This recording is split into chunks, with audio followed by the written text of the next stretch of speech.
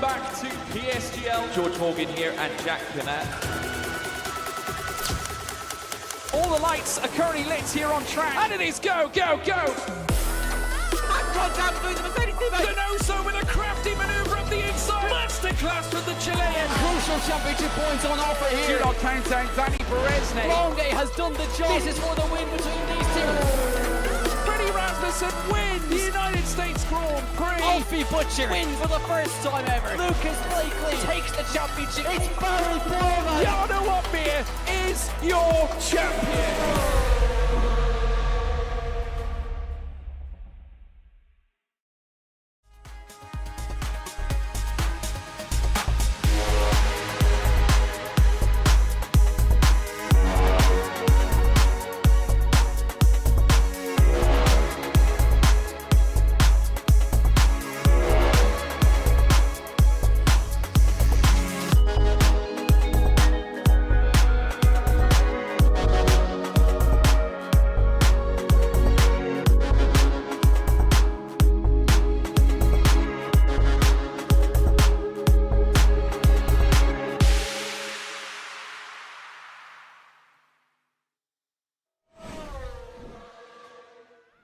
Ladies and gentlemen, welcome back to PSGL. It's a good day because we are in 2025 and we are here back for another few races to round off the season of PCF3.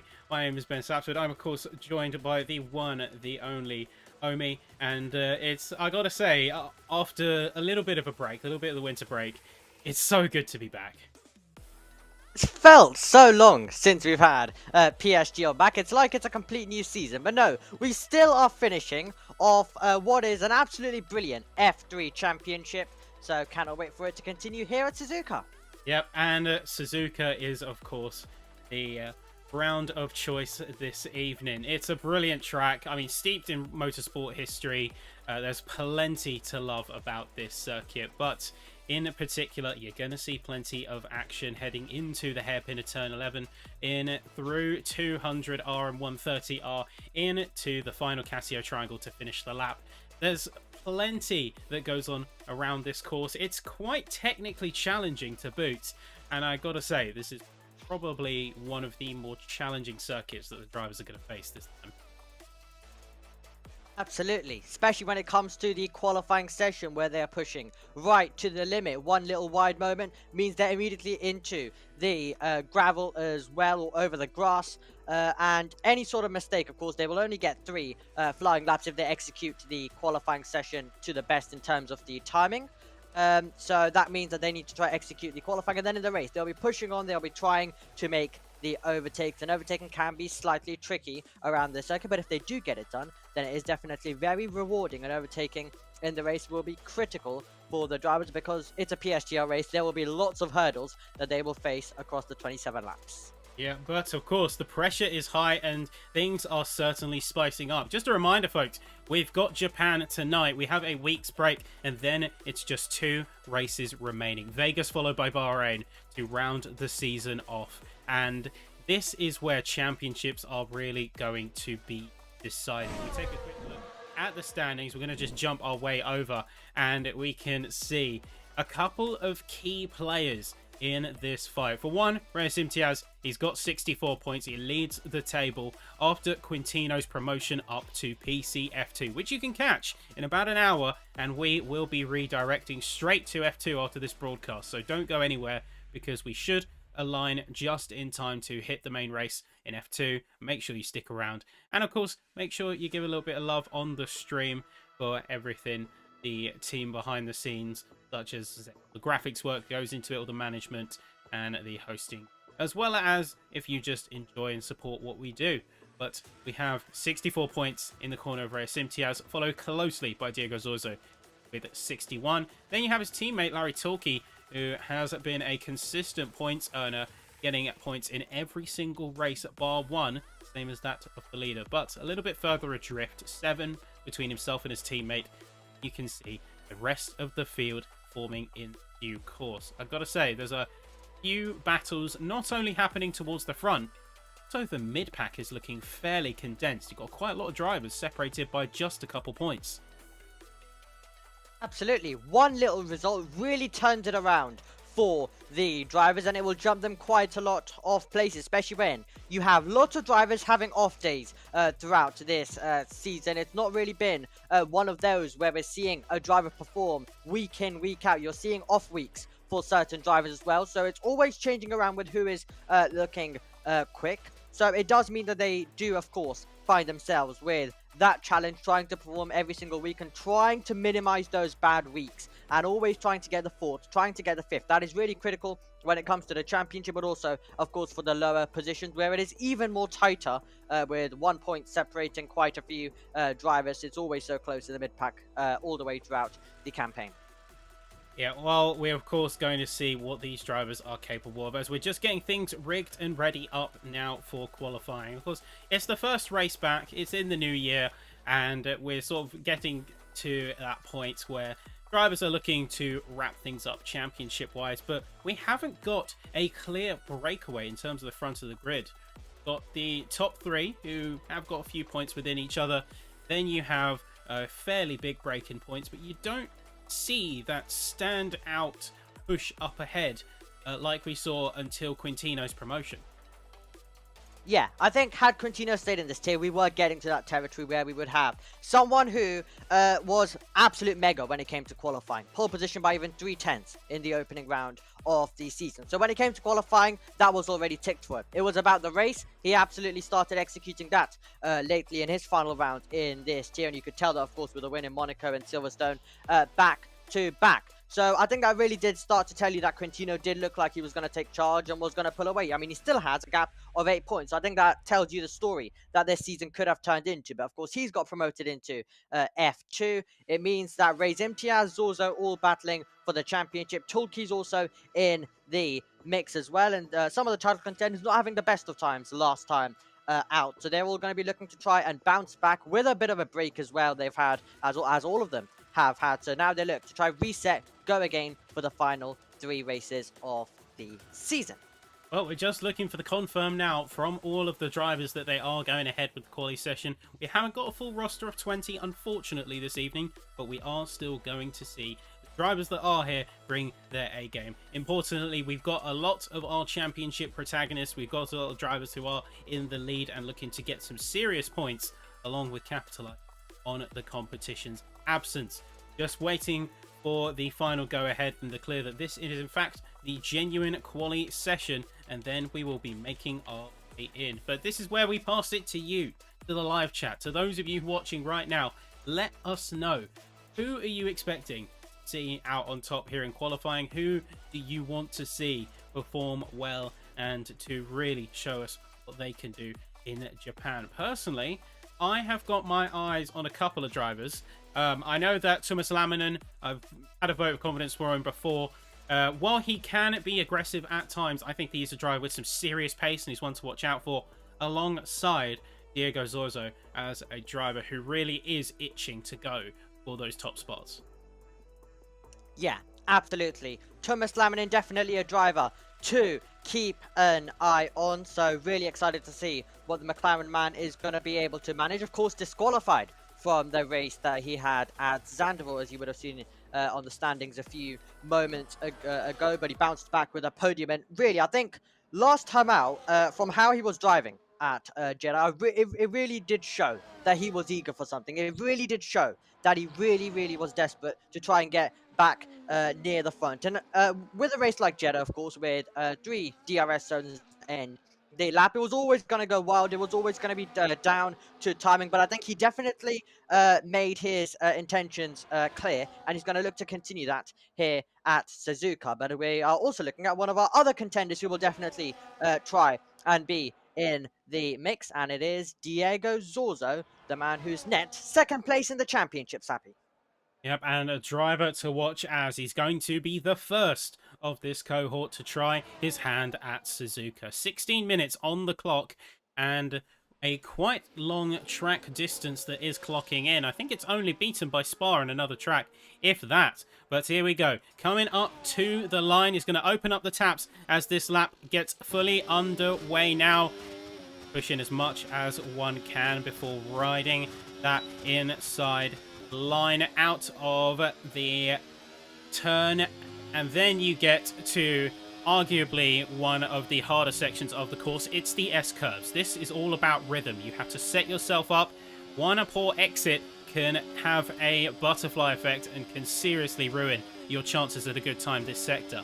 Zorzo seems to handle it well as he comes through Dunlop and into the Degness now. It's a 31.3. Aggressive on the curbs as we go under the other section, under the entrance to the third sector of the course, and into the hairpin, jumping heavy on the brakes. A little bit of smoke peeling out from that inside tyre, but as we come out to 200R, he's going to be foot to the floor. Little bit of traffic, and while we don't have slipstream on, it still may prove a distraction, but the Aston does get out of the way nice and quick. Louis Welch that was, and through Spoon before the iconic 130R. Zorzo looking very composed, making his way down, opening up the taps, seeing what he can do, how much speed he can push without exceeding those track limits. Got to be careful. He doesn't want to overdo it. Goes very narrow, and then into the Casio triangle, jumps all the way down to third gear, but rides it out very nicely. And what time is going to be on the board? Let's see what it is. It's a 26.6. It's a solid first run. Let's see who is capable of putting down some pressure and really putting him on the edge. It's going to be Thomas Laminen with a 26.9 coming through now. It's a 7.1 from Derbicourt, with Reyes Imtiaz, the Ferrari, with a 26.8. Barely beaten out by Giovanni Kennis in the Kick Sauber. Justin Ertz is going to be coming through as well with a solid run of their own. And coming up, it's going to be the second Haas, and it's within a tenth of the teammates. So currently, Haas has got a 1-2, unless those bottom five are going to be brutally serving a bit of a check. So the team that leads the Constructors' Championship by 9 points right now with a 1 and 2. Zorzo ahead of Tulki. But at the same time, while they have got a 1-2 in the Constructors' Championship, they're also, as I mentioned, both of them battling for the drivers. They'll both believe that there is a chance this season, especially Zorzo, but also Tulki as well. He is still close, and he knows there's an opportunity if he can execute a round to perfection. We've got Reyes Imtiaz in 4th position, but now we're looking to Louis Welch, who we also have to welcome to this tier as he joins us as a reserve, and he's a driver who's been around this F3, F2 level for quite a while as well. Always great to see him back on the grid. Let's see what he can do on this lap then as he gets his foot down. Line coming up in a few moments time, and it's good enough for P12 at this stage. He'll be looking to improve on that. Well, got Zach Miles here as well. Doesn't get that kind of run that he was hoping for. I think he either abandoned or had no choice but to yield. But either way, we are seeing drivers now coming in for the second runs and for the preparation. Do apologise for any dropped frames. We will diagnose any issues that are to do with that over the break between qualifying and the race. So thank you for your patience as always. We will make sure that that is resolved in time for the full core race itself. Solid spread of times, however. Remember, these are just the initial runs, and we are already seeing quite a close and packed grid spread. Absolutely are indeed, and that is absolutely what we love about PSGL racing as well, and especially when it comes to the qualifying session where we do have a point available for the driver that is fastest when it comes to the end. So the driver that secures pole position, we still award a point for that one, as we just now are about to welcome Louis Welch back into the pit lane. Everyone else now into the pit lane as well, as they now get ready for run 2, getting ready to go back out there and looking to improve on the lap time that they just managed. And it's all going to be that critical bit where they improve on their previous lap. They'll be getting the delta, they'll be getting the information, and they'll be looking to try and go faster and faster, as the track also does the exact same. And the first driver to try that is going to be Giovanni Kennis and Justin Ayertz. So the Kick Sauber is currently in 3rd position. Very great qualifying session for him so far, but all still yet to change in the 11 minutes that we've got remaining. Rubber being laid and the traction growing ever higher. This is where we're going to see those mid to high 26s quickly drop their way down. I wouldn't be surprised if we have a driver who knocks on the door of 26 to 25 but that may be getting a little bit ahead of myself. It's going to be Giovanni Kennis and another fairly fresh face joining us for F3 tonight. Going to be the lead of the second runs, and second verse fast as the first, hopefully, as a .836 is a solid act and a tough act to improve upon. Certainly has some time that could be gained in the first and second sectors. Barring that, it's a really solid first run. Yeah, absolutely. And with Giovanni Kennis, he's a driver who's not scored a single point this season. Has had a best result of 13. Has had, in between all of those, lots of DNFs as well, and not being able to do quite a few of the races has the Cyberman. But he's here at Suzuka. It looks like he's done the practice over the break. It looks like he's got a lot of confidence as he makes his way through the opening few corners with the snake section coming up in a few meters time, as he will try and attack his way through, and in a few corners will get the sector 1 delta, and he'll of course be able to see that all the way through, and he'll be looking to try and go faster and faster as the rest of the drivers also begin their second flying lap in this qualifying session. As we see heading through now, it is up by 0.5 of a second for Giovanni Kennis, so that is exactly what he would have wanted with that first sector, and he'll now look to try and continue that in the second and third. Yeah, he's got some good momentum here, and if he keeps this up, he could be knocking on the door of the two Haas drivers that currently lock out the front row. We'll see, of course, how he can manage that and where he can go, but it all depends on the exit out of Spoon. Can he keep it smooth? Takes a little bit of scrub and goes to the very outer edge of the track, coming to the end of the second sector now. Got Ferrari, who's a little bit further ahead, but it does look good. It's another 0.5 down, and this could be what puts him potentially P2. As you said, he is a driver that hasn't really had his time in the sun, but unfortunately invalidates in the Casio triangle. I think the opponents on the track did throw him off for a split second, and through no fault of their own, he is going to be walking away empty-handed with an invalidation. Sad to see, of course, but that is going to be just more fuel for him to push harder and harder. As we do now see, this is going to be JST making his way up 27.0, so definitely has some improvements to make. But Zorzo setting the new benchmark with a .546. Seriously impressive run. Absolutely dominating sectors 1 and 2 in particular. Can anyone return fire? JST gets a 10th improvement, and he goes bar for bar with his teammate to the millisecond. So we really are seeing a case of teams sticking together here. You got row 1 for the Haas, row 3 for the RBs, and row 4 is a papaya lockout. I wonder if any of other teams are going to follow suit. Yeah, let's see if anyone does join the party when it comes to that. Here is Lewis Walker in the Mercedes, as he will try and do the exact same and try to join his team. I'm sure he'll want to go higher than that though as well. But let's see what he's going to be able to manage over the line. And he goes into 10th position, and it is going to be continued. He's behind his teammate Tristan Devencourt, and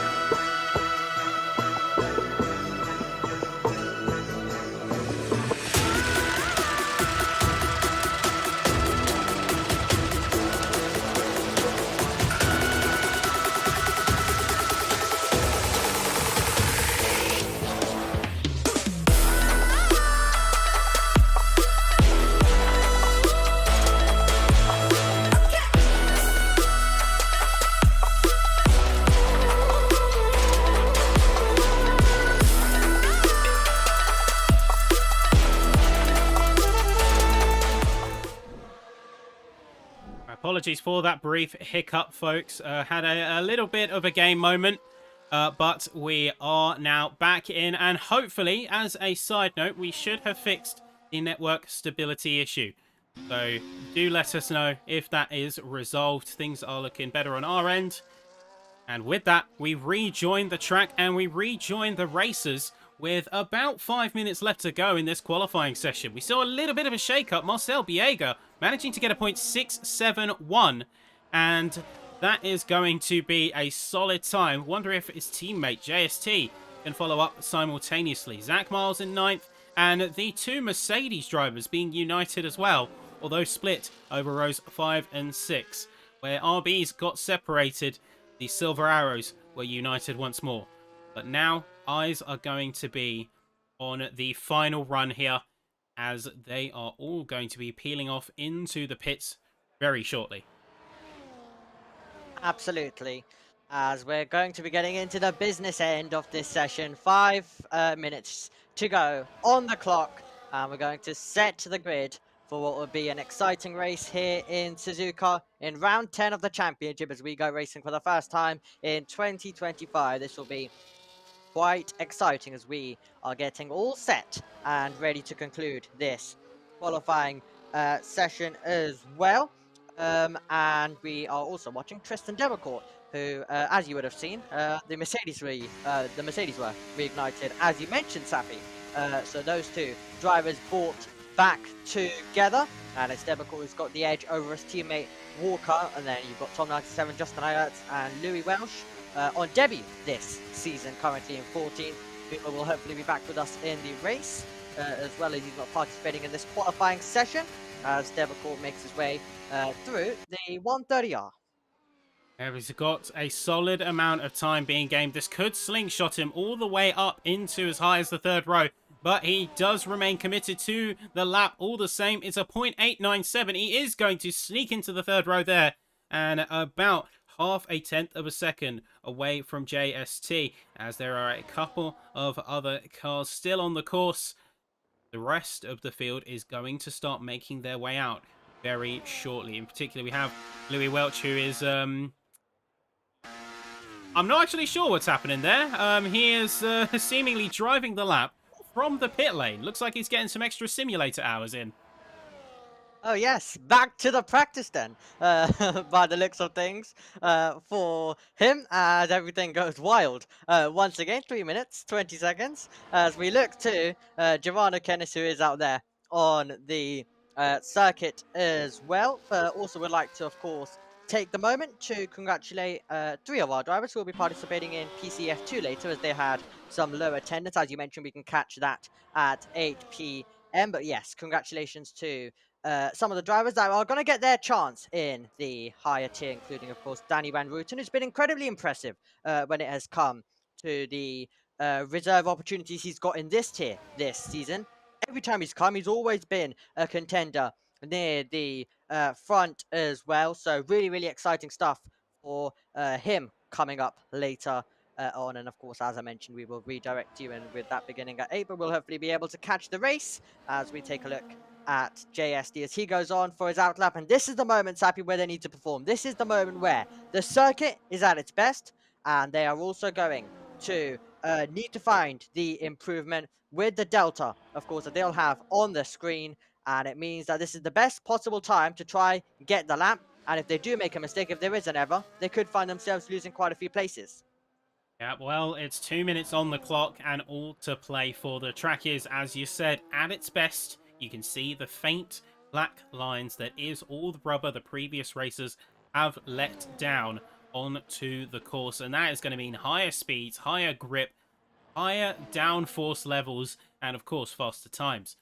We'll see a couple of tenths being knocked off of most of the field.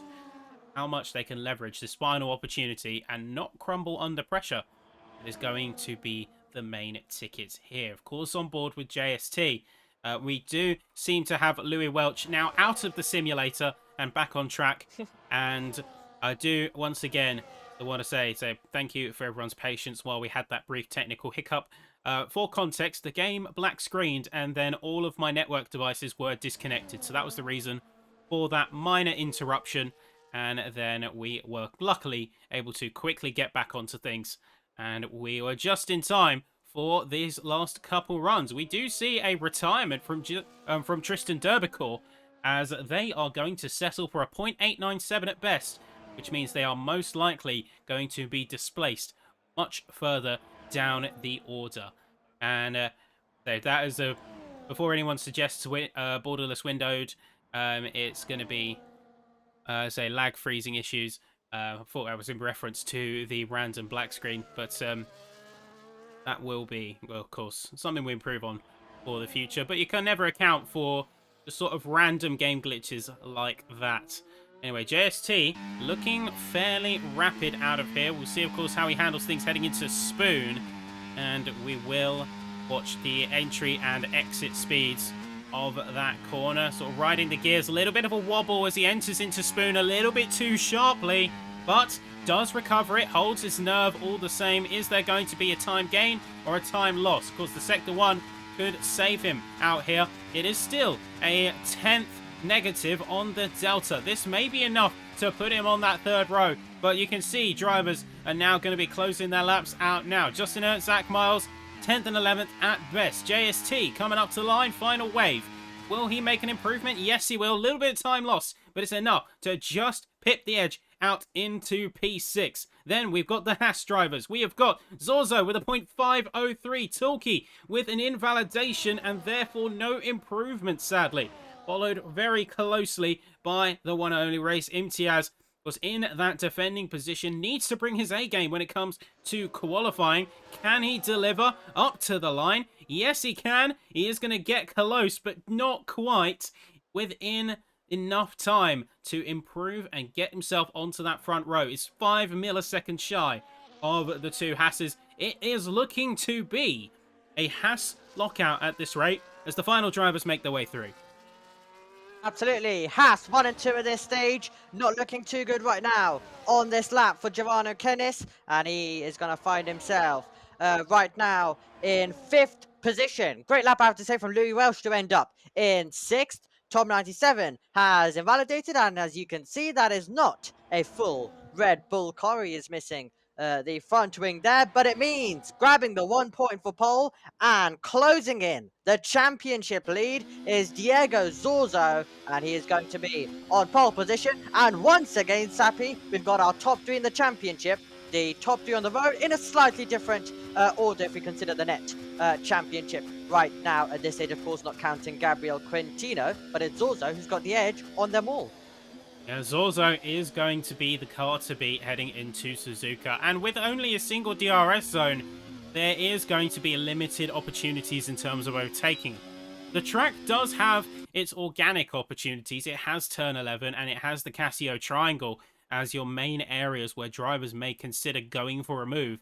But even with all that being said, you are going to need that strong quali position in your pocket in order to be able to make the most out of a weekend at Japan.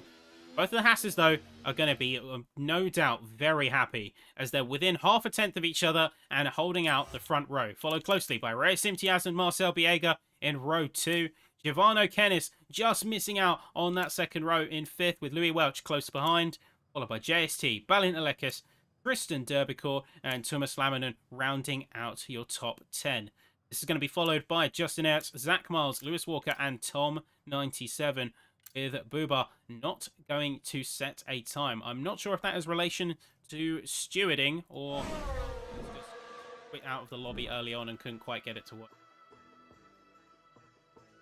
Okay, well, now we are going to find ourselves getting all set, getting all ready to go racing in a few moments time, of course, when we've got all of the lobby restart underway and of course getting all these settings back to how they are for racing conditions as well. But yes, a big moment now for Haas as well. I think they're gonna now look to also try walk away when it comes with the Constructors Championship. No Linus Donovan, no Aleski Carrera. They've got Louis Welsh subbing in for one of their cars, but we've only got one Aston Martin. So when it comes to the Constructors Championship, which it was 9 points between Haas and Aston Martin in favour of Haas, it looks like Haas are going to have a big opportunity, but it's PSGL. Anything can happen by the end of the 27 laps, and it all usually does change around quite a bit. Yeah, of course, we will see that after the drivers reset the lobby, and of course after a quick word from our good friends over at GT Omega. So stick with us, folks. Be right back with you shortly after this short word from our main sponsor.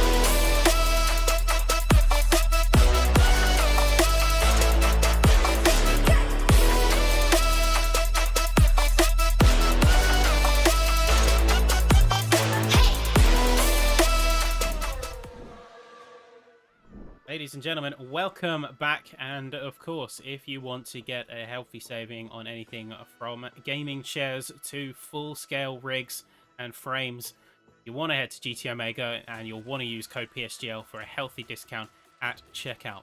And just a reminder as well, we have only 3 races left in this calendar, so things are certainly heating up in terms of our championship order. We have Japan, followed by a week's break to line up and work around the F1 Esports calendar, and then you have Vegas and Bahrain to finish things off in full swing.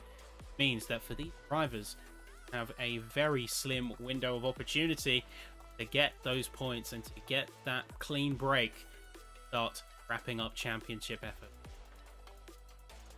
Yep, absolutely. Las Vegas is going to be one of the more crazier races, I'm sure, and then we'll have a title decider in Bahrain, which I'm sure will be absolutely brilliant. Hopefully we're going to get a title decider, but with the way this season has gone, I believe that will indeed be the case. So really looking forward to, first of all, of course, the race coming up tonight, and then the one coming up in Vegas and Bahrain as well, to round out what has been an absolutely brilliant PSGL season. Yep, and we got a story of 3 key drivers. A fun little fact there, with Res Imtiaz leading that championship and being 3rd in qualifying. Got a fair bit of work to do. He had the best first sector, and who had the best second sector? None other than our championship's 2nd place. Diego Zorzo, fastest second sector by about 0.5 of a second, and he is going to be within that striking distance. A good result here. Even just swapping around first and second, put him in the lead. Not to mention that pole position point helping him out, which will add up in the long run. Closely following that, and the fastest for Sector 3 is going to be Larry Tulke, and he is going to be 2nd in the order, lining up very closely behind his teammates, and is going to be a driver that we very much look forward to watching out on our main screens. We're going to stick with this for the moment. As Omi, I wanted to get your thoughts on the standings so far.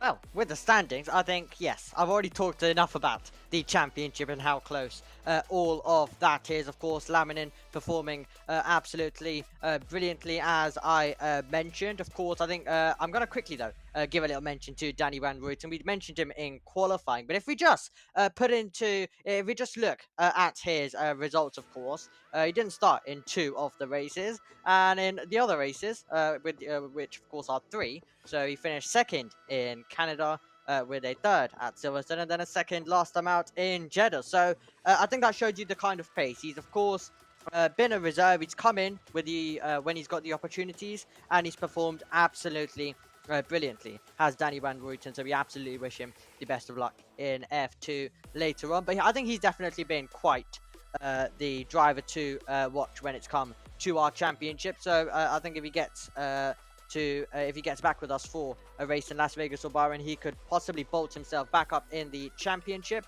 Molnar, of course, stepping down to reserve. He's in 6th, but of course a lot of those early results that he was able to get, definitely very critical for him. And Sammy Simeone, I think, also lately did come alive. He was a driver that was contending for the win as well in Zandvoort, like Thomas Laminin, and he was disqualified from that one, and then followed with a 6th in Jeddah. So lots of interesting results, I think we can see all over the place. So I think there's a lot of drivers who will be looking to try and get in the mix here tonight and try and score some points, with of course less drivers than usual, meaning there is more and more opportunities for the drivers in the field.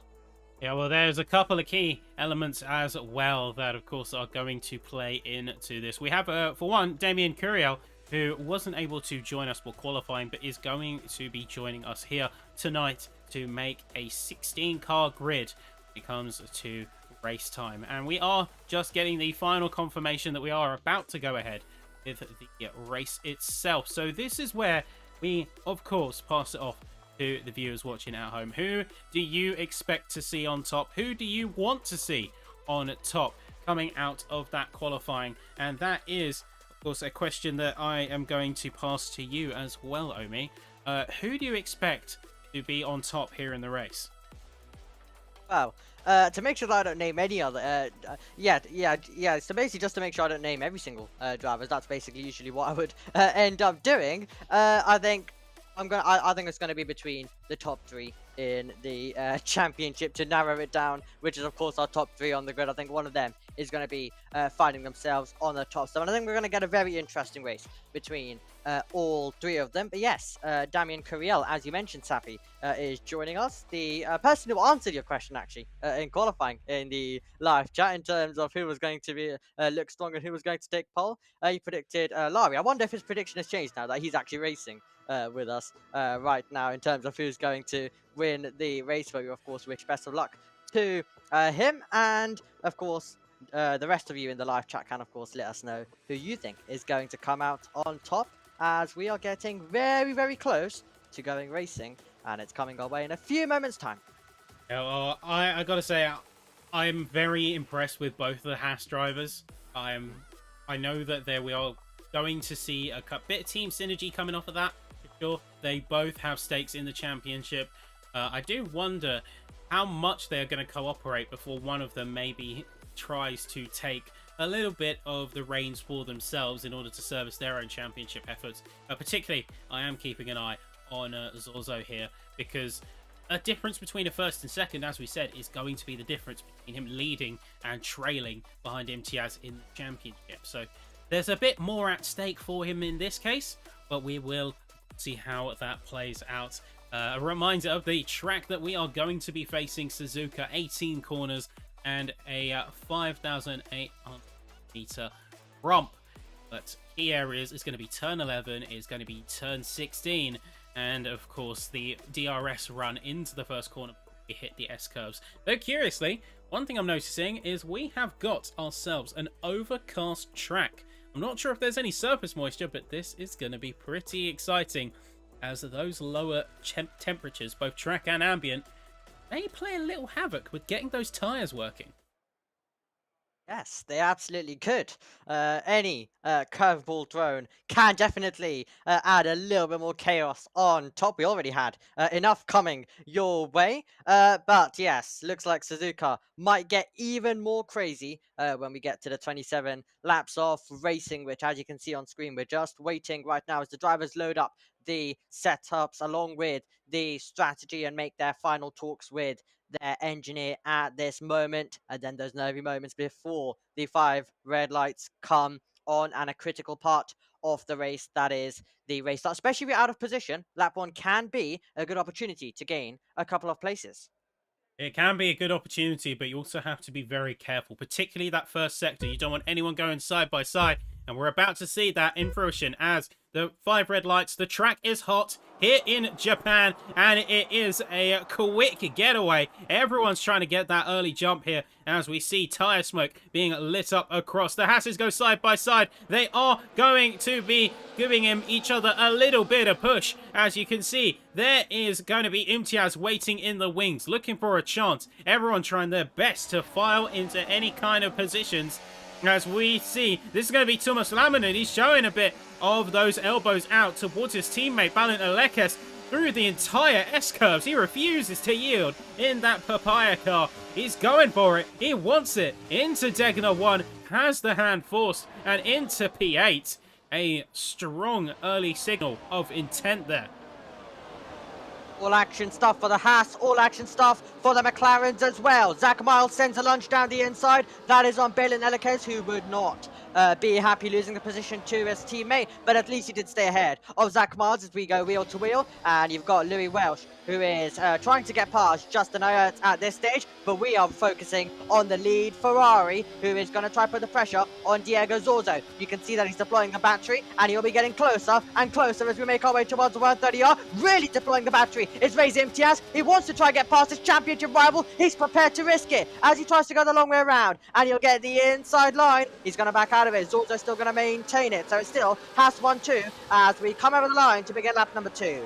Yeah, got the elbows out for sure and showed that he is not going to sit idly by and allow himself to be pulled along. You can see everyone barring Damien Curiel is going on the hard compound of tyre, so certainly we are going to be seeing a hard to medium strat playing out in terms of this race.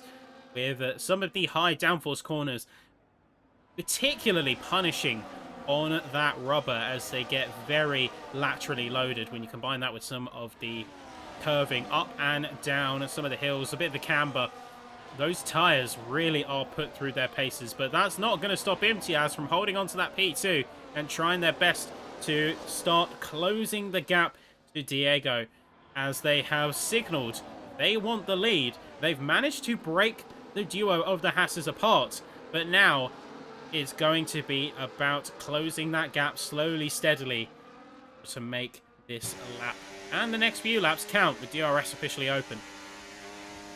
So, Curiel, the only driver on the medium compound of tyres, he was just able to fight her way through on Lewis Walker, and the next target for Curiel will be Zach Miles as well, and that will be, if he can, get a good exit, if he can deploy some of that battery as we look at the position changes. And as you mentioned, Reyes Imtiaz splitting the Haas pair out in front. Curiel up 5 places as you would expect on the medium compound tyres, and when he gets the power down, there will be another position gained on Zach Miles, and now there will be the opportunity for Lewis Walker to try and put some pressure on as we make our way down towards the first turn.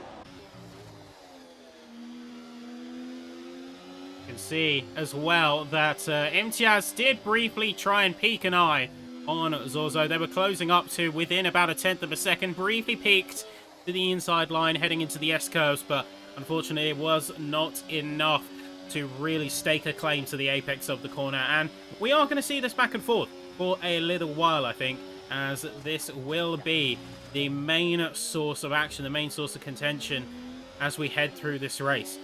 Weather-wise, it's looking like it is going to remain overcast, but I'm not seeing any reports of rain set to come down, at least not at this time. It's just going to remain cool and cloudy for the time being.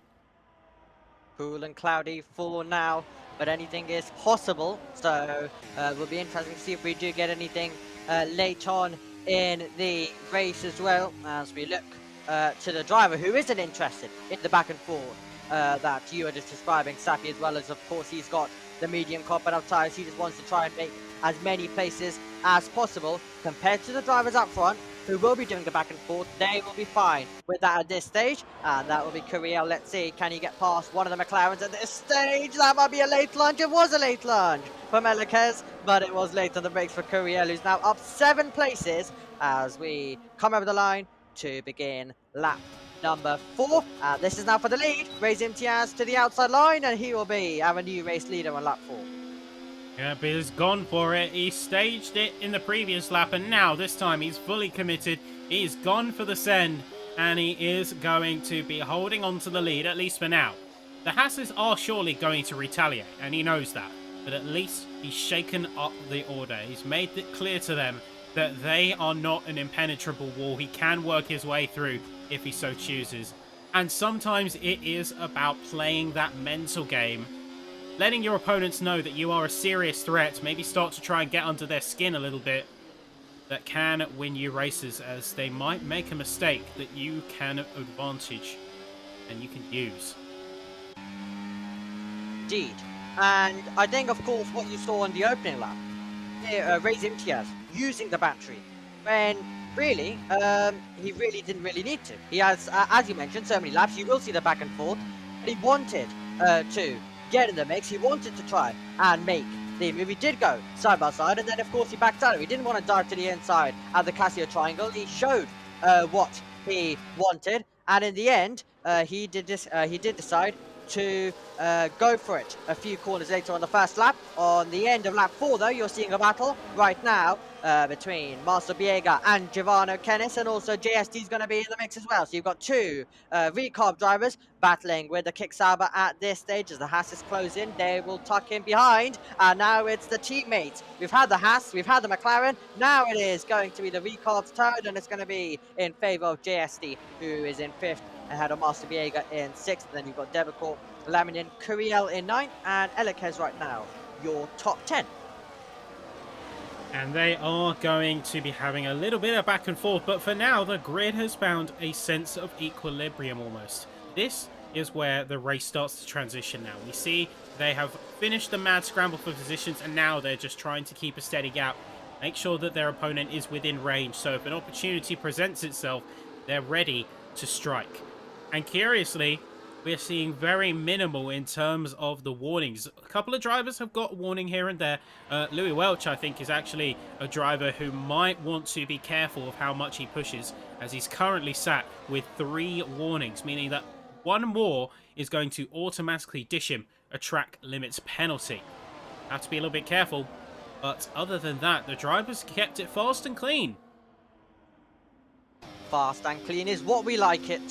Don't want races decided by penalties as well. We always want it to go down all the way till the end, fighting on the circuit, and the drivers absolutely don't enjoy it when it goes down to the steward's room, no matter whether it's an in-game penalty or anything post-race as well, as we're going to get Zorzo to the outside line and Zorzo back to the race leaders. The back and forth continues between first and second in the race as well, and Diego Zorzo trying to win this race to take the championship lead and really go into the break we have with, of course, F1 Esports taking place next week, trying to go with it, trying to go into it with quite a lot of confidence, and that'll be what all 3 will be aiming for. A little bit of a harder task Tulki will need Zorzo and MTS to find themselves dropping down the order a little bit, but it will definitely be very satisfying and a lot of confidence going into the 1-week break that we have coming up, if they are able to find themselves getting into the championship lead. And I believe, Sappy, we've had a moment on the circuit for Justin Ayertz. Yeah, he's going to be making his way off of the course at turn 11, so that will be a big dent in his race effort. And luckily, doesn't seem like he's got any damage. I think it was just an off-track excursion, no contact or anything like that to really disrupt his race. But he's 4 seconds behind now, and Tom97 is 2.5 seconds even further from the rest of the pack, so that will be a tough pill to swallow, and sometimes we have seen drivers retire from that. Hopefully we don't see take that move, but front of the grid remains feisty, remains fierce, and Imtiaz along with Zorzo, I think it's safe to say that at this point they're just having fun going back and forth. They're not really having to push each other too aggressively because they know the real fight will come later. Yeah, absolutely. If you are scrapping right now, we've seen for these drivers as well after, we have seen for them that if they do get into battles, if they do get forced off the road, that can lead them dropping down even further. They can drop down to second, they can drop down to third at this stage, but you don't want to get in the mix with Giovanni Kennis, JSD, and all of these eager drivers who are all trying to impress in these final rounds, as well as Tom97's coming to the pit. And I think there was contact between those 2. I think it was 5/10 going into this part of the circuit right here, and then Tom97 ended up alongside Justin Ayertz, and then contact made between those 2 drivers, setting Justin Ayertz round and possibly giving Tom97 some front wing damage. So that's why both of those 2 found themselves away from the DRS straight. That was between all the drivers until that moment. Here is Giovanni Kennis, a driver who would have had lots of confidence from qualifying, and he's looking to carry it on into the race with the 3 title contenders ahead of him, and he's trying to make a move now. He's trying to go to the outside line. Let's see whether he can go the long way around, and he'll try and get past Larry Chulki when he gets the power down, and it looks like he's got it for the moment. They are still going to go wheel to wheel. It'll turn into a drag race, and JST is going to try and get involved as well. Could we be about to go 3 wide as Zorza moves into the lead, and having a look there is JSD won't be able to do it, and in the end of it, Giovanni Kennis won't gain a place. The question is now, does he lose a place? And still wheel to wheel between the 2 of them, and somehow they're still in the same order, Sappy.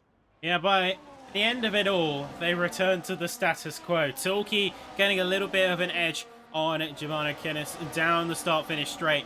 JST poking his nose in and managing to get side by side. However, Kennis did have the inside line heading into the first part of the S-curves, and they know better than to fight through there. So wisely, JST yielding a little bit, letting Kennis go for the time being, but still keeping him in close range to be in the order to be able to take on at a later date.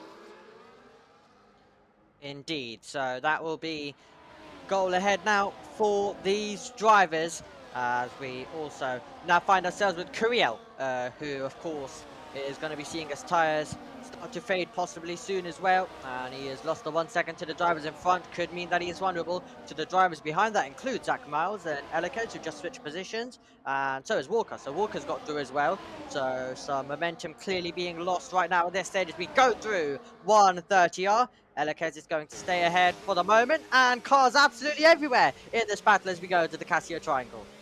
Yeah, you can see Walker, Welch both squabbling for the same area of track, and this track ain't big enough for the two of them, so someone is going to have to yield. We do see a lot of scrapping towards the back end of the field. We see a fairly uniform switch between Imtiaz and Zorzo.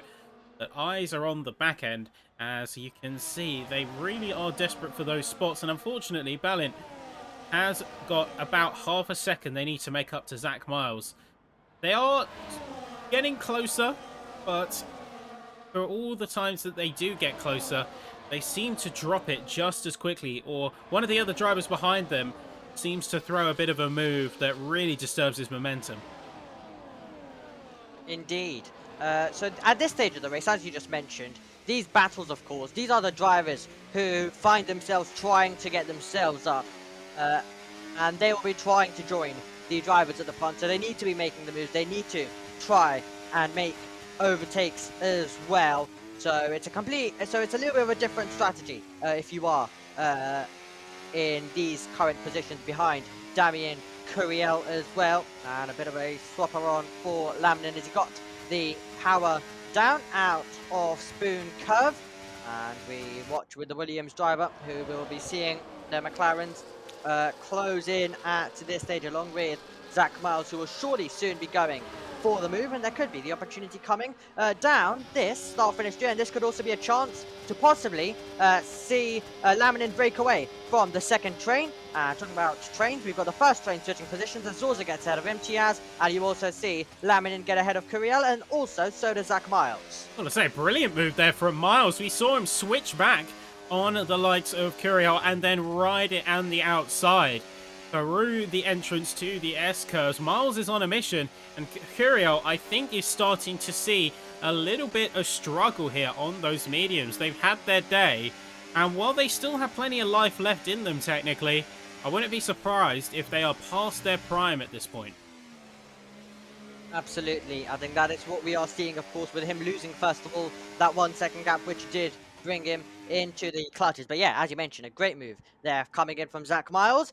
A dive bomb coming in there from Ellicott, who will get the power down and will try and take this position. And by the time that they get to our next camera angle, he is indeed ahead, as right now you've also got Booba right now directly in behind, along with Louis Welsh. Those two will try and find a way. I think we could be getting that in a few meters' time, as Louis Welsh will look for which side to go to. It looks like it's going to be the inside into 130R. It peaks the nose. Welch, I think at this point, is looking for a lot of moves, but he's not committing to many of them. When he sees one that he can make work, he's absolutely gone for it. Like we've just seen here, he's gone very aggressive on it. And Curiel, in fact, is going to head into the pits. Probably a sign to confirming that those mediums have had their day. And now he just wants to get on some hards to finish this race out.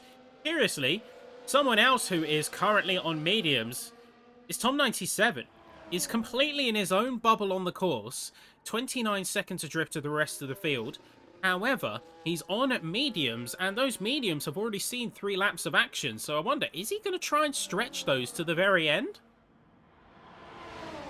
Would be quite audacious fastest lap, as you could see as well. But yes, will be interesting to see Curiel, of course, finding himself having to pit by lap 11, but different conditions when we do get to the end of the race. So it'll be interesting to see with Tom97, but of course his race majorly ruined by the fact, of course, with the contact that he would have suffered with Justin Ayertz, meaning that he had to come in a front wing change as we watch his teammate right now, Booba, as he is going to try and go on the attack, go on the charge, and he's behind both McLarens at the stage. Laminin would have wanted to definitely be higher and in the mix for the higher positions. And talking about the higher positions, Safi, looks like we've got a battle going on for P4, and it is Kennis losing a position and moving up his JSD as the Haas is very close together. And I've lost a bit of time to raise Imtiaz, but they'll close that back in now with the DRS. Of course, closing in the back, the losses with the DRS, but we don't see that position change.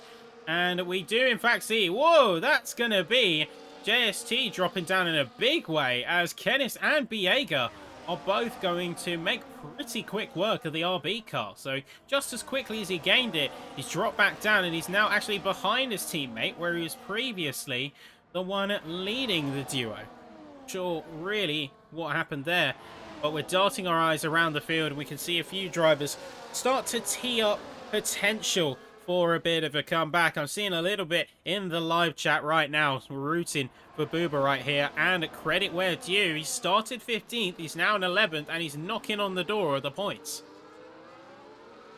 Man, about to go on the charge right now is Booba. That will be at least his goal. That will be his aim at this stage of the contest as we go on board with him once again through Spoon. Covered off the road. Laminin goes off the road, rejoins when he does so, and he's going to have the Red Bull alongside, and these two are about to continue to go wheel to wheel. If they continue battling, they could lose touch with Zach Miles ahead as they're about to risk it, are they? Into 130 up Uber. Sensible at this stage, backs out of it. Laminin, after that wide moment, still hangs on to the position, but now Booba is going to have the confidence to try and make the move very shortly as well, and you can see the driver right now in 8th position dropping down, JST, as he dives into the pit lane. Of course, had that moment where he lost 2 positions after getting himself into 4th, now comes in to the pit lane. And he's got a new front wing, so I think there was a little bit of contact there that severely hindered his cornering ability in the long run. That would explain why he dropped so much time relatively out of nowhere and all of a sudden. Imtiaz has since dropped the lead back to Zorzo, but we are coming to the halfway point of the race, and with that, get into that pit window territory. We've had 3 cars now with JST complete a pit stop and switch from either the hard to the medium, or in the case of the Williams in P14, from the medium start to the hards to finish. So I will be expecting a little bit of variation, considering the drivers are going to be conscious of their teammates and their pit boxes. That's a downside of having your 2 teammates so close together in the order. Being able to choose who goes first suddenly becomes a lot more difficult. Yep, absolutely. When they're both together, and of course with the Hasses both in the fight when it comes to the Drivers' Championship as well, it does mean decisions do have to be made for Ferrari. Quite more easier with Zach Miles in 8th. Raise Imtiaz, no longer in 2nd, now in 1st, as Laminin, Booba and Lewis Walker dive it into the pit lane. They're all going to be, no doubt, jumping on the medium compounded tyre to finish off the race, and they might see a couple of pace drops towards the end, but getting on those tyres early now means they have a chance to get in some clean air and run some really good laps under prime medium conditions. This could be a strategic masterclass from them here, and we'll have to wait, of course, to find out. Curiel is going to be passing by the others who have just gone in and now come out of the pit lane. Laminin, in fact, directly behind the Williams of Curiel. So they have got 13.5 seconds to have to contend with. I do have my concerns that they might not be able to make up the same amount of time, or they won't be able to get those positions up that they were maybe hoping for. Absolutely. As we look back in with our top 4 on lap number 14 out of 27, still the exciting bit of the race still to come as well, especially when it gets towards the final stages. We know what's going to happen between the title contenders. They're all gonna go all in to try and position themselves the best when it comes to the 27th and final lap as well. Here is Laurie Tulke then, as he makes his way through. He's the 3rd driver in the queue at this stage, and you've got Tristan Debecourt, who is going to come into the pit lane as Tulke sees his teammate move up into the lead by the time that he gets to the first turn, as these guys continue going back and forth. And you've also got Justin Ayertz, the F4 champion from last season, who also rejoins Justin Debecourt in the pit lane. And I have to say, slightly, I'm sure that Justin Edwards will be disappointed with the campaign he's had. He's had a lot of contact and lots of early retirements in races as well. And I think he would have definitely wanted to have a bit of a better campaign, especially coming in as the F4 champion with a lot of confidence. But it's not really gone his way this season. So he'll be looking to bounce back next season, of course, if he is still in this tier as well. And we now see Debecourt on those mediums, the driver who just came into the pit lane, and now he will continue to go on the charge and try get a bit of an undercut, Sappy. Yeah, the undercut might be a powerful tool in his pocket here, and I wouldn't count him out just yet, as he is technically leading the field here. Ahead of Laminin and JST, they are going to be ahead of everyone else who has taken their pit stops. So the race is young, even though we are going to soon be making our way into the final 10 laps.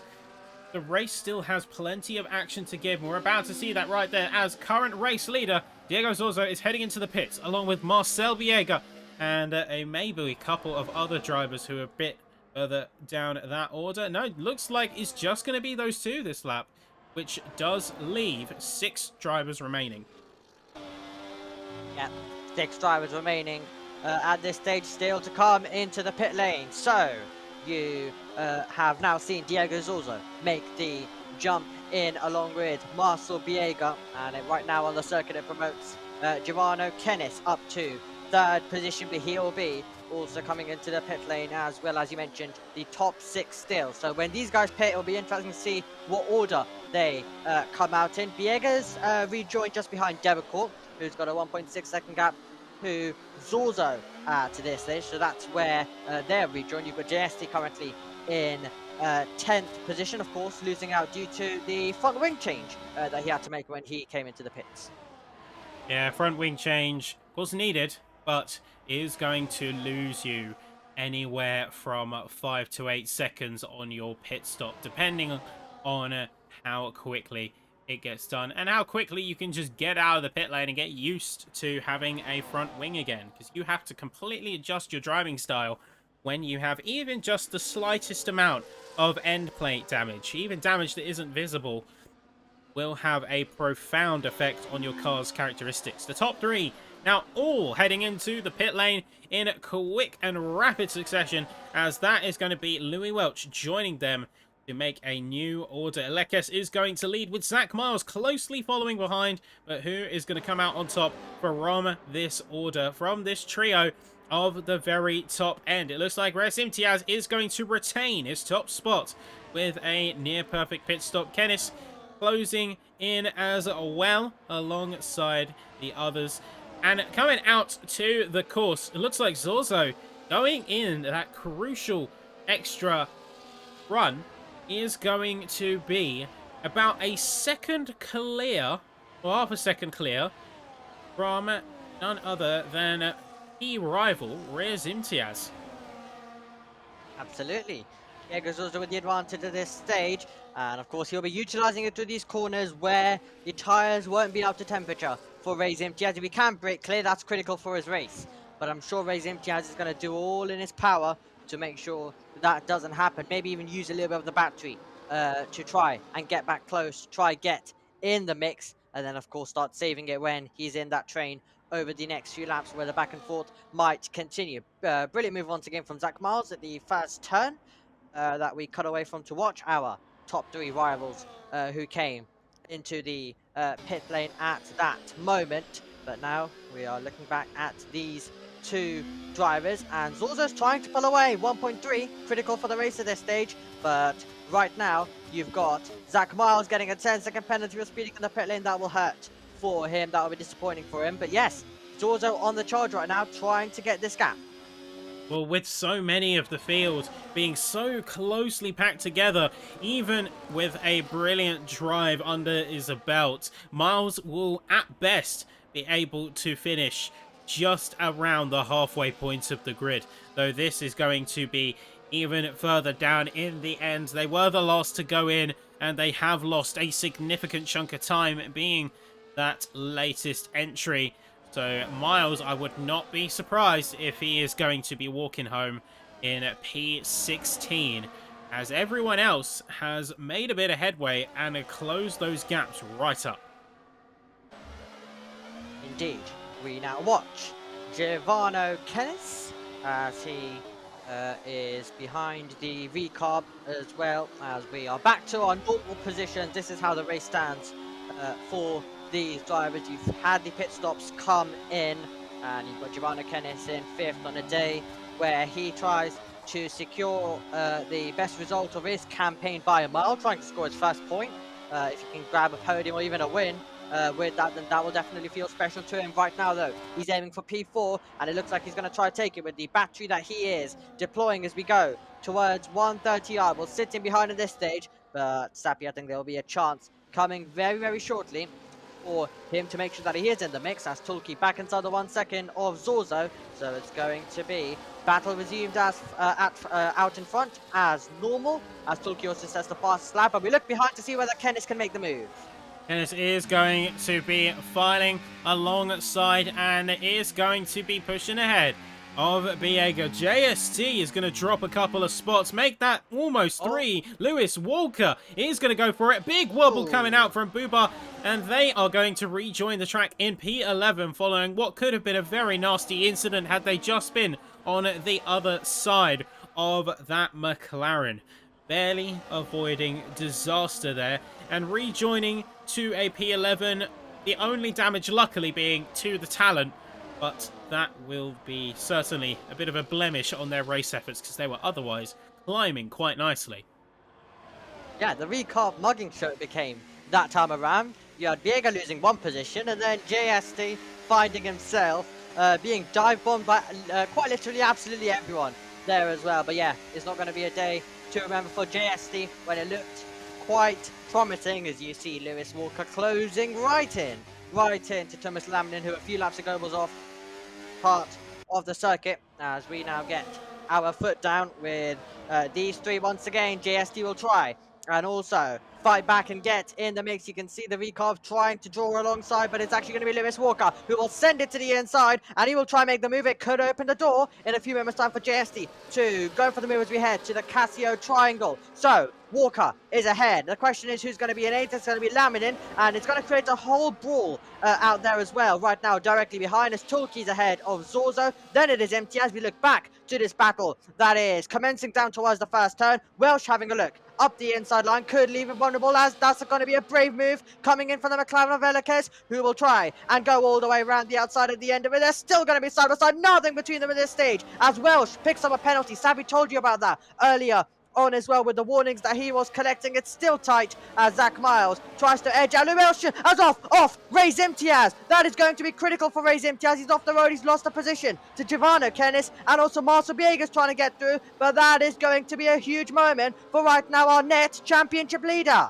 I do wonder if he was just trying to get the elbows out alongside the Hasses and he just ran out of room heading into Degna 1. But either way, he is going to be picking up not only a little bit of gravel, but 2 positions being lost as he's now having to fend off Biega, regaining his composure and looking to the kick Sauber that currently sits up ahead as half a second splits the 2. The Hasses, they are going to be very happy with this incident, as this means that they can start to form a bit of a wall.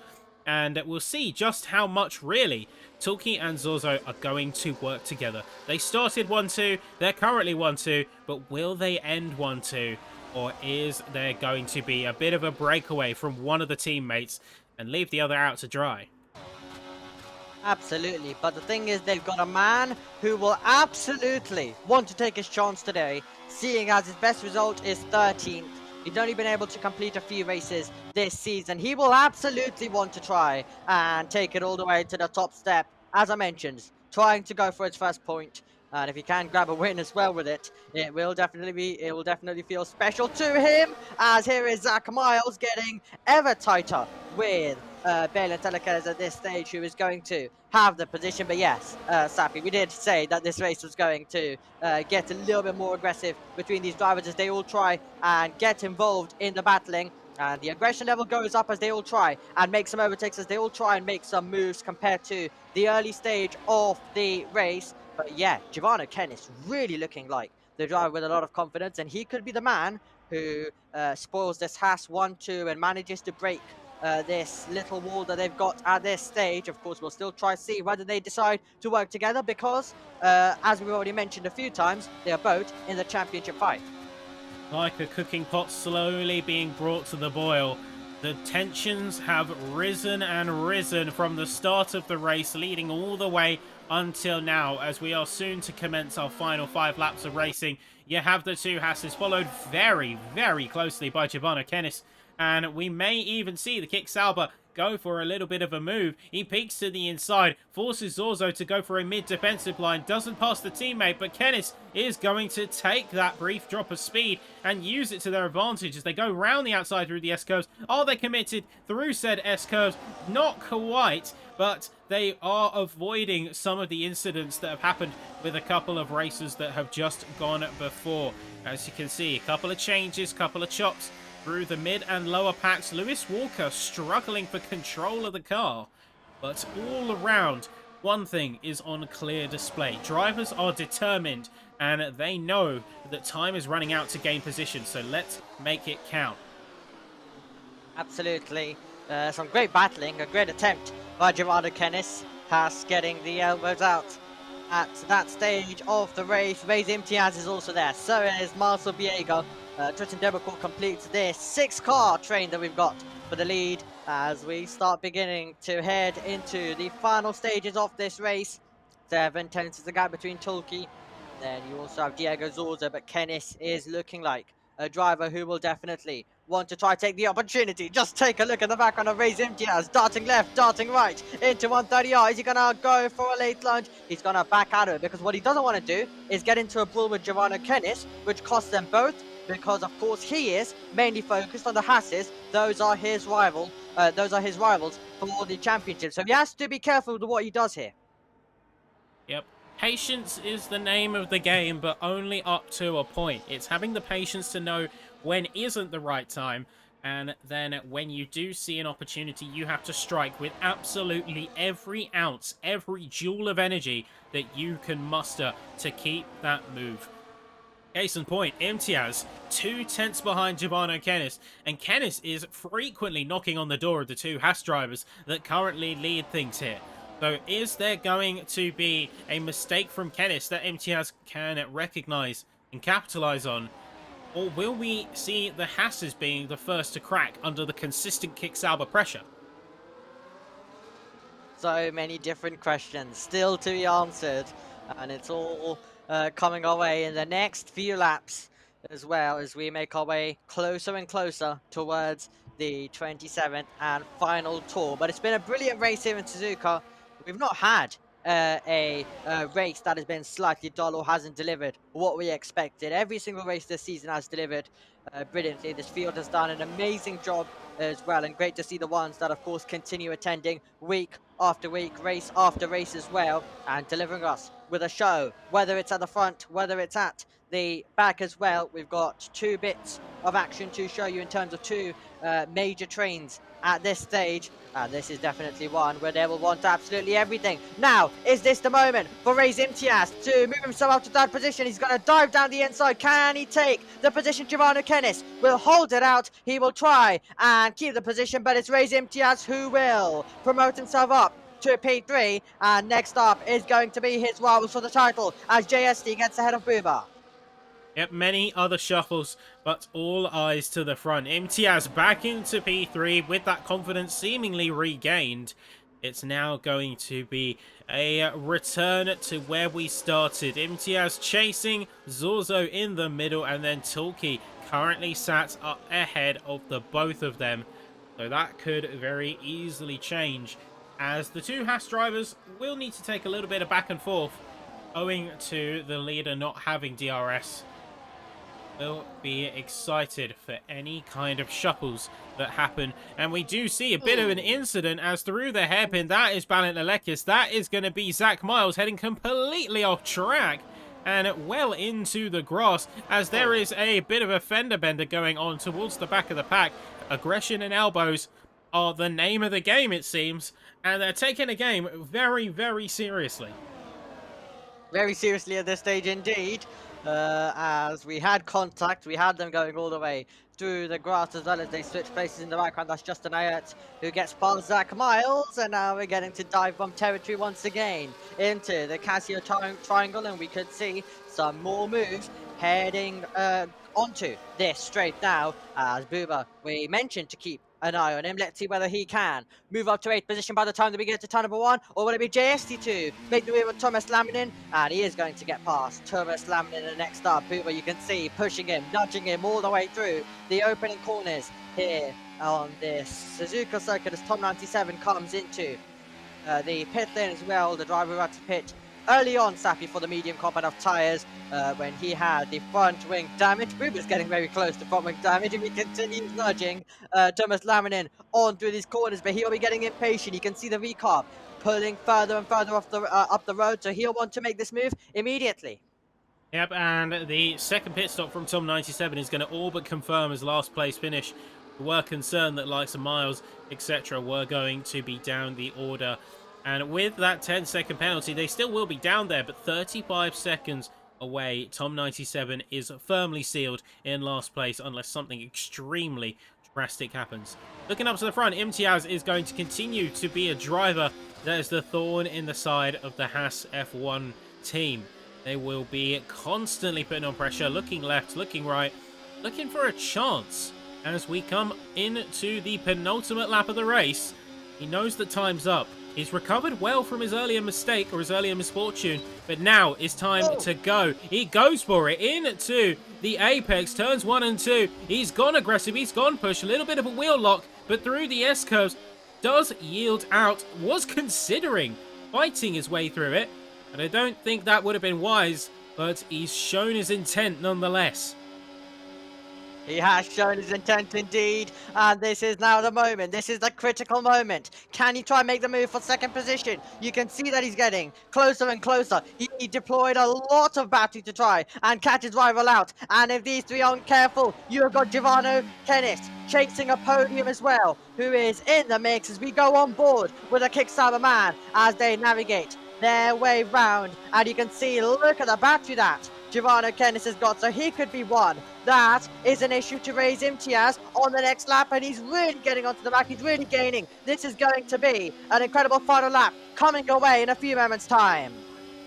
Yeah, there is going to be absolute fireworks on that course. Imtiaz a little bit on the ropes. He hasn't quite had a chance to gain as much battery. He's been very aggressive through 130R. He's going to send it. Is he going to confirm through the Casio triangle? He peeks to the inside. He makes it two. Going into Casio. He's squeezing the Haas for every inch of the track that it's worth. He's got the inside line through the final corner and heading into the final lap. He is going to not only have the lead of the race, but he's going to have DRS. He did it after the detection zone. And that's Sorzo. He is round. He's not going to be making it around with the rest of the crew. He's going to be all the way down in P6 with Kennis capitalizing on the chaos. The Kick Sauber has taken a surprise lead, and that has thrown, I think, everyone off of the scent. Absolutely unbelievable stuff. 3 cars passed on the last lap so far for Giovanni Kennis, but he's still got the hard task of hanging on. That will be a huge disappointment for Diego Zorzo, and that will be a huge blow to his championship. Still, lots can happen though. Still, Imtiaz will be desperate to extend that championship lead. Laurie Chulke's also going to be in there as he remains the only Haas in the mix. Giovanni Kennis sliding all over the road after an extraordinary move on the last lap down towards turn number 1. He's got the task now of defending to the Casio triangle as we head through Spoon Curve. Let's see whether there's going to be the opportunity for the Ferrari to steal the race lead away in the final stages of round 10 here at Suzuka. They get their foot down. The Ferrari will be getting ever closer. How much risk is he prepared to take now? Having seen his rival go off the road, he's going to go to the inside into 130R. They run side by side. This could open the door for Laurie Chulke. The Haas gains. He won't have any room though. As round the outside goes Imtiaz. Keeps it on the road. Makes the move. Could it be a bad race to the line between these two? Giovanni Kennis is going to get close, but I think Ray's Imtiaz is going to do it across the line. Ray's Imtiaz crosses the line to take the win on the last lap. He made the move on the last corner, and he beats home Giovanni Kennis, who takes his first podium of the season, and Laurie Chulke in third. What a brilliant last lap from start to finish. A mad flurry in the end, but it's going to be a race to remember for Kennis. Second place out of the ashes of a season to forget. Is certainly going to be very happy with that one, as is Imtiaz, who is going to be sealing their championship lead by now a quite significant margin, owing to Zorzo's mistake.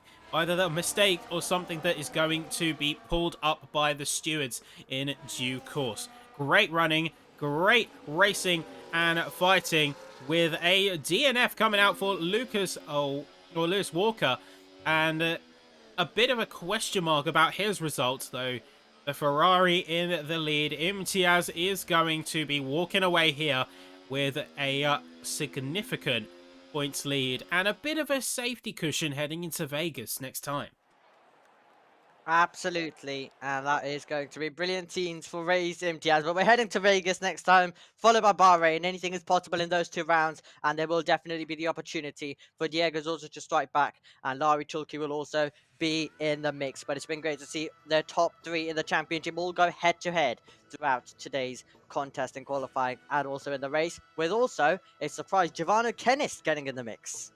Yep, and we can, of course, see the grid in full here. So Imtiaz followed by Kennis and Tilke to make a very well-rounded and solid podium on this night here in Japan. Marcel Biega and Tristan Derbicourt are going to be rounding out your top 5. In particular, Derbicourt getting quite the gains. And then Zorzo followed by Laminin, Bubar, JST, and Damien Curiel, who did a very strong early medium stint to get some positions up and finishing up in P10. P11 through to 16 is going to be Justin Ertz, Balint Alekes, Louis Welch, Zach Miles, Tom97, and then Lewis Walker. As we said, they did have a DNF. I'm not sure if that was a crossing the line DNF, like hitting the wall just before the line.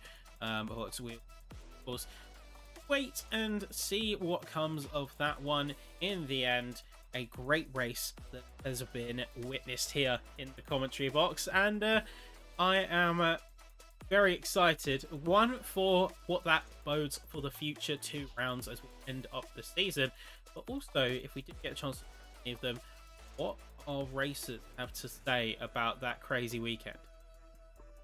Yeah, absolutely. That is going to be the interesting thing, whether anyone wants to speak to us and try sum up that race and look ahead as well to Las Vegas, which on the evidence of previous seasons when we have gone racing is going to be pretty chaotic as well, with a bit of less dirty air on this game and a bit of more powerful DRS as well. So I think it's gonna, well, if you thought it was wild this time around in the last lap, just wait for when we go racing in Las Vegas. And I think that could be one Sappy that fully changes the championship or makes it go in someone's favor. Yeah, well, we of course will have to wait and see what this does in terms of the championship, and of course if anything comes through from the stewards, because that's the other element to consider. The stewards will of course have inquiries making their way in, and they will have a bit of work to do over the course of the next couple weeks heading into the final 2 rounds. But looking at the standings here, just while we wait to see any potential joiners, this could be leaving Reyes Imtiaz, if we cross-reference that with Zorzo and Tilke's finishes, this could put him potentially about 10 points away from his next challenger. Yeah, absolutely, and that is going to be quite critical, and that's exactly what I mean when it comes to Las Vegas. It could really be the one that does seal it for him, or well, go a long way in deciding it, or it could be one that completely shuffles up the order, which is absolutely possible. If you look at Reyes Imtiaz, of course, a 7th in Jeddah, 13th as well at Zandvoort, so a lot is possible, and especially at a race like Las Vegas, we could easily see it all switched around. So it's just going to be one of those races where he has to try keep his nose clean. And remember, as the season goes more and more on, do get the drivers, with the ones contending for the championship, getting more and more aggressive, putting in more of the hours when it comes to practice. It just gets even more competitive for them, and it means that for us, we have definitely got a really exciting championship battle still on our hands, even if Reyes Imtiaz may have extended his championship lead tonight. Yep, and we will get a chance to talk to our top 3 finishers in a great turn of events. I think we're going to start by working our way up, and we'll do them in fairly quick succession because we want to make sure that we capture the F2 action as well that is going to be kicking off in just a few moments. Of course, you want to stick around here because we will be redirecting immediately and redirecting without you having to leave the stream. So around. And with that, I think it's only fair we bring in our first guest. Is going to be a Haas driver. Mr. Larry Tilkey, can you hear us in the commentary box? Yeah, I can hear you. Brilliant, brilliant, brilliant. Well, first off, I've got to say, a very good race weekend and a solid finish to boot with the P3. How are you feeling about Suzuka's events tonight? At least I got points. Yeah, well, can't argue with that. Did you have any particular expectations heading into tonight? Was the first race after a little bit of a break and the first one of the new year? I mean, yeah, I was practicing pretty so much because I had a new pedals and new base and new wheels, so everything was new, so I was practicing so much for this as well, the race, but not that much though, but at least I was practicing and knowing how to drive with the new wheel and pedals. Would you say those new wheel and pedals were an improvement in this case, or was the new wheel and pedals still throwing you off? I think not, but the last lap always not lucky for me, so what I can do, I can do anything about that. Yeah, overall pretty good race. I say it's quite a good race, and qualifying as well was another strong one for you. You scored second place and on the front row alongside your teammate. Do you and your teammate work together all that much, or is it fairly exclusive?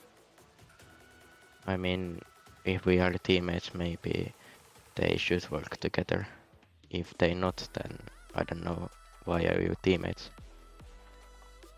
Valid point there. Oh, with 2 rounds to go and a solid finish, we have, of course, got to talk a little bit about the championship. Now, Zorzo finishing in P6 means that you are likely going to be inheriting that second place spot. So how much are you going to be fighting in those last 2 rounds to potentially take a championship here to finish off season 38? Yeah, I will try my best, but the one point is to get points in the race and then fight the others, but not too much. Yeah, keep a nose clean and focus on the racing. Is good to hear. Any questions, Omi? Because I've asked all my piece.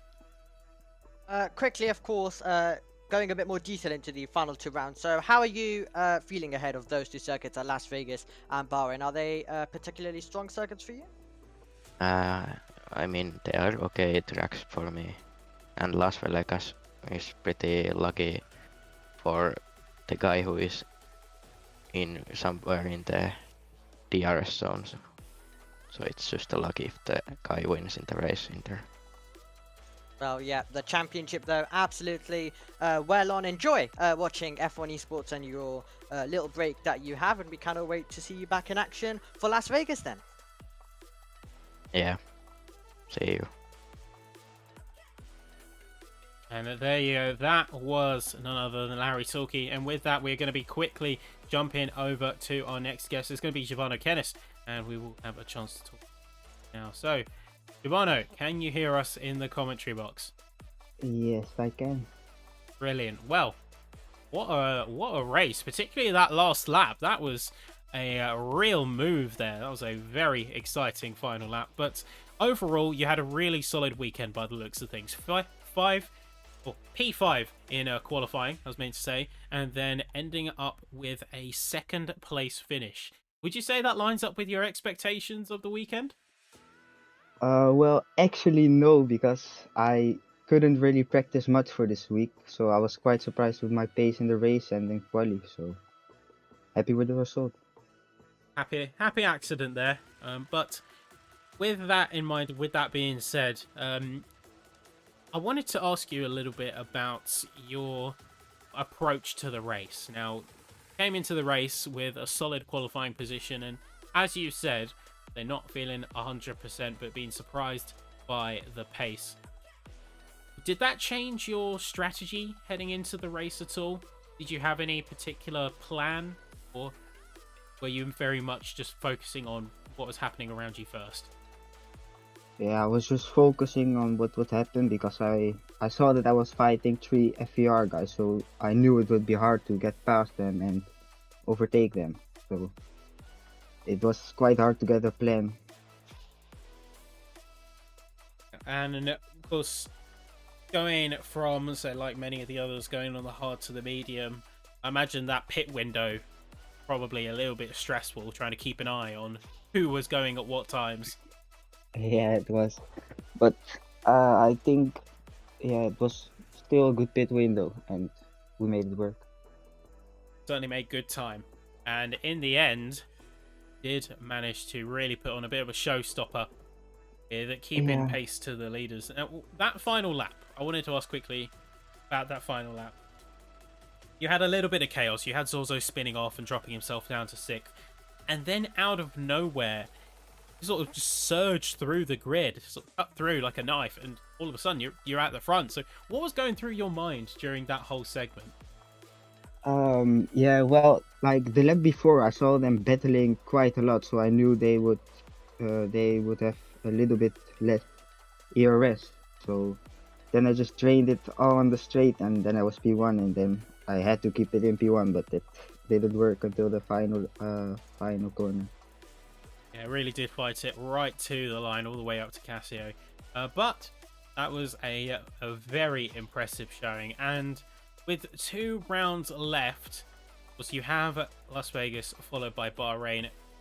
Do you have any particular preference for those 2 tracks? Would you say you're strong or weak? Well, I don't think I'm weak at both tracks, but I don't think I'm good at both tracks as well, so I'll just see what happens. Fairly in the middle, but great to talk to you. Omi, any questions from you? Nothing from my side, but just want to say, brilliant job today. Great to see you being able to fight out there, up at the front of the field, and hopefully we get to see more of that in the final 2 rounds. And hopefully you also enjoy your little 1-week break, and of course the F1 esports action that will come with it.